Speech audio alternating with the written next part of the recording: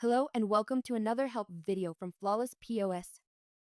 In this video, we will go over the process of adding or editing tasks for the service job. This is a vital step of the service job process because the details of the job can be omitted during the creation of the job. We will begin this guide in the service job module where we can see the list of all jobs. To open the job's details, press the three-dotted button on the right side and click Edit.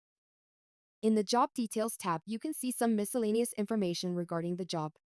Here you can edit the job state as well as add some private or public files. In the Product Details section, you can see all the information about the chosen product for the job.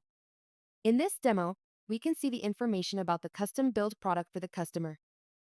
Moving on to the third tab, we can see there all the tasks that have been added to the task so far. You can pick the responsible user who will be notified about the job status as well as the change task completion stage. If you want to add a part or service job line to the current task, press the Add Part button. In this demo, we will add the part that will be consumed during this job. In the Open dialog, you will need to pick the part for the job and set the behavior of when the part is going to be consumed. The default option is to consume the part when the job is saved. Note that in case you don't have enough parts in your stock, the system will let you know about it.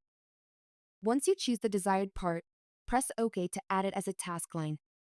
You can also add a separate task by pressing the Add Task button.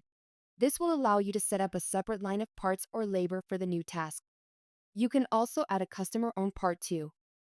Moving on to the last tab, we can see a history of the current service job.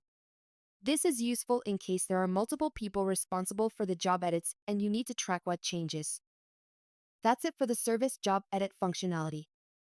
Thanks for watching.